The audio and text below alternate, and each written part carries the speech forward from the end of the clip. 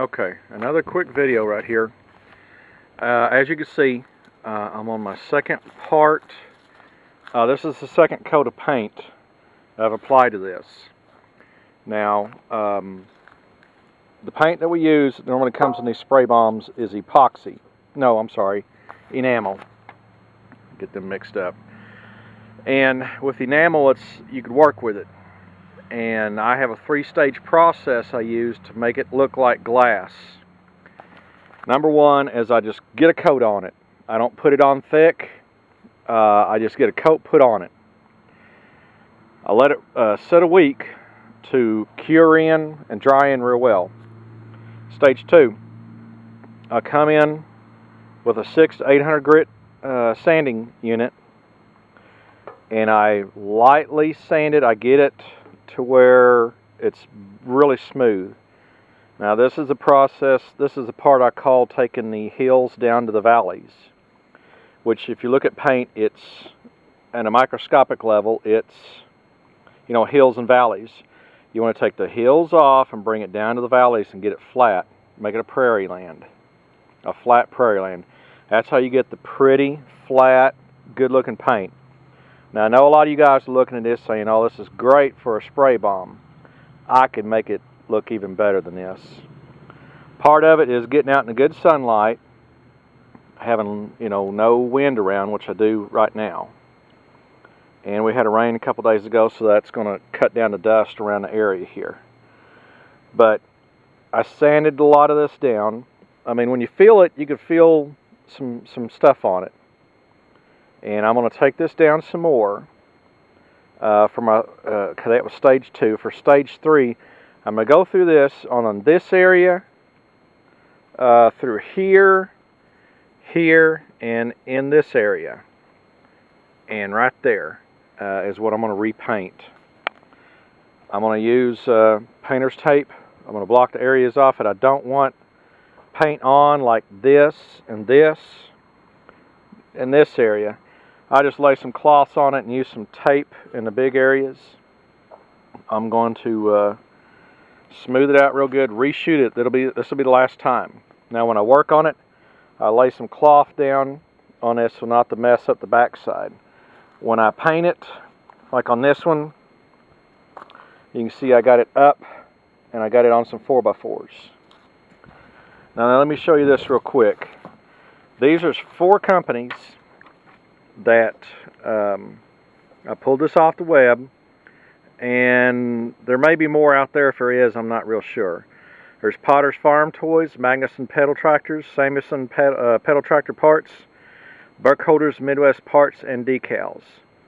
And these, I haven't ordered my parts yet, but one of these guys will get my business. And so now you have the places from where to go and get your parts for your pedal tractors and all. So you can pause this and copy all these down, or you can just go straight to the web. I went to Google Sites, John Deere. Well, that's Model 20, but there's other suppliers out there because this is a John Deere Model 20 model. And normally I don't put stuff on top of this, but I have this to keep that on there, keep from causing marks on that, because you don't want to put anything on top of that cause marks and stuff.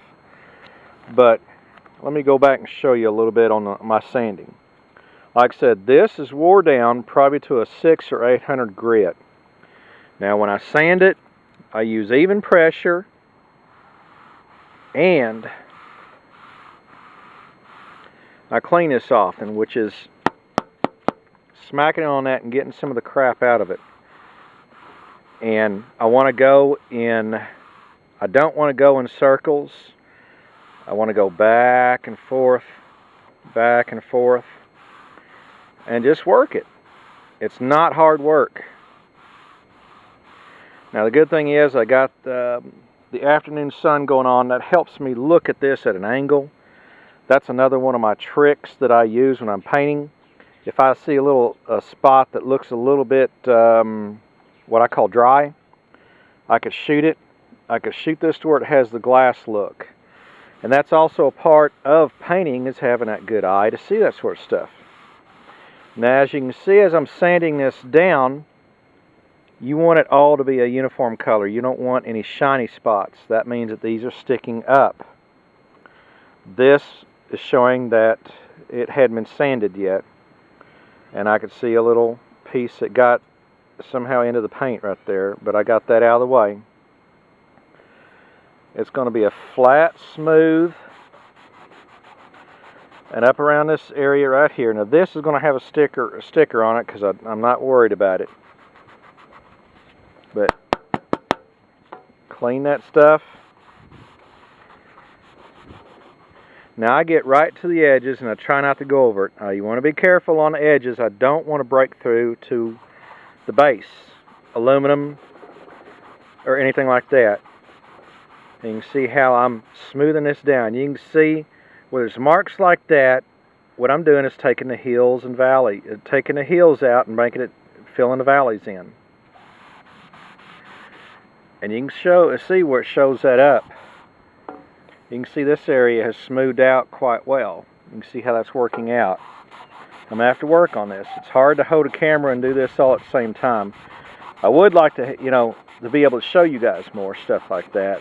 That's the reason why a lot of my videos is I talk about it, but I can't show you because I need more than 2 hands. But you can see how I'm working on it, and I got these little areas that pop up. I could take it down a little bit more. I'm going to be very gentle and work with this. But when I get it to looking like this and this is when I can shoot the paint on it, and it's going to look like glass and it'll look fantastic. That's going to take this to a whole nother level. Now I could take, it helps to use good enamel paint to make a very good paint job. This is very good enamel paint. The Walmart stuff is kind of cheesy and crappy, but if you work with it with my 3-stage process I told you about right here, you can get very good results with it. Now honestly, the paints that come out of the better cans, they have a better nozzle system on them. Like this one's got this, let me get that off right there. Okay. This is a good nozzle. Now when you're painting, keep a cloth around and wipe that tip right there. Keep that clean. Also, another tip, in between paint, when you're working with paint, shake it. Shake it every now and then.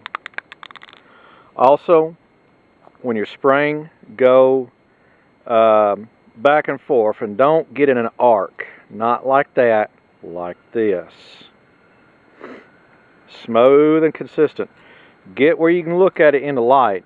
I get these pieces up to where I can get around them and look at them.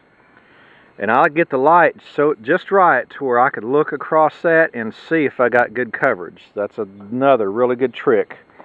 That's something I learned years ago just by doing refinishing furniture. Is I'd get it in the light and look for bad spots, and I'd work on them, and I'd make it look like glass all across there. I helped a buddy years ago make some furniture that's still in his house. It was a 2x4, what was it? A coffee table. And I finished it for him, and it looked like glass, and they still have it 20 years later now. And he was so impressed, he just left it the way it was, because we just stained it and put it together, and it looked great. Now you can see right here, you can see how these areas are showing shiny, and the dull finish is what I'm after, because that's what's going to grab the paint, make it hang on. But you can see in this area right here that there is low spots that I need to take out slowly. Now I can see right along this edge that this edge is sticking up. That's going to make it for a challenge to flatten this all out. But I can do it. Dust off my camera lens there. But that is some of the stuff that I want you guys to see that'll help you in making fantastic paint jobs. Yeah, you can see that this is starting to clog up a little bit. I smack it right there and clean a lot of it out. I can go to different sides. For thin areas, like right in here, I could take this and just easily work it around. Now on these letters around here, where these letters are at, I sanded around it, and you can see how it's smooth around that, but around the letters it's rough. I'm going to let that get by. Now if I was real retentive, I could sit here and take, a little piece of sandpaper and just, go between these, and I'm running out of time. I could have took a die grinder and took some of these casting flaws out. They're going to be rarely seen, so I'm not worried about them. As long as they're covered and no primer is showing through, that's my main thing. This is going to be covered up, so this area is where I concentrated on to make it smooth and look good. And it looks really good. Now that's just dust and stuff right there. That's nothing to worry about. But I want the areas that are smooth to look really good. Now you can see I got it a little bit better in light. This area I'm going to have to work on more because this is not down consistently flat. It'll have a flat matte look like that. Now this top part, I'm just going to have to do like this. Get my two fingers up on top of it right here and work slowly in this area. And bring the hills down to the valleys. You see, that's working. That's getting it. It's going to get all this edge down. Now I'll put a piece of tape along here, cover all this. I'll paint these areas like that. But see, that's what I was wanting to show you guys. That's how you get the spray bomb, out of a spray can to get fantastic color. See, I'm going to bring it near the edge. I'm not going to get too close to it. And I'm working on this. This middle section has got some areas to clean up. It's going to look nice and smooth and great. I'll clean it. You can see I'm taking it down. This is the tricks of the trade to getting something to looking fantastic.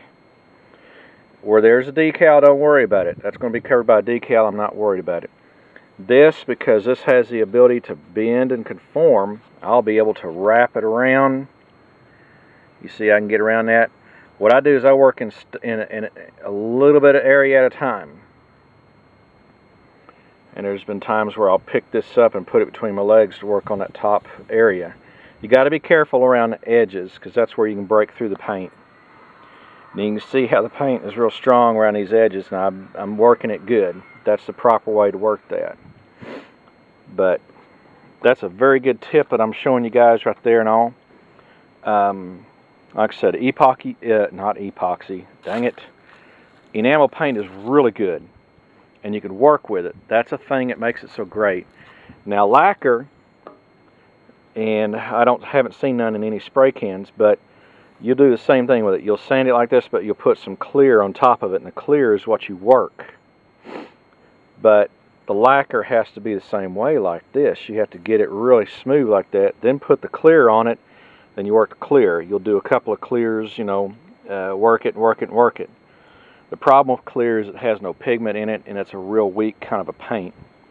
I mean, it's a paint that has no pigments in it, and it's really not a strong covering.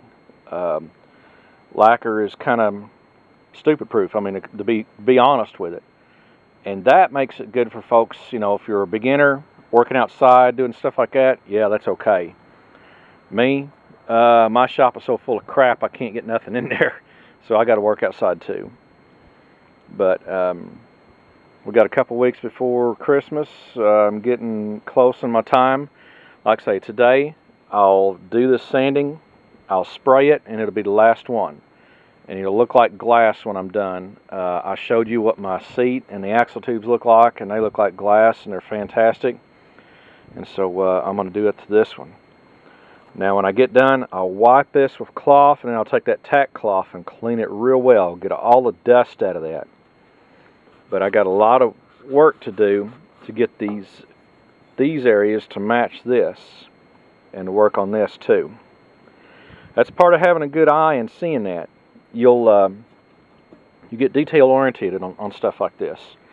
But like I said, the areas where I'm going to be looking a lot, I don't know if I'm ever going to show this. I already got 1 or 2 car shows I may take this to.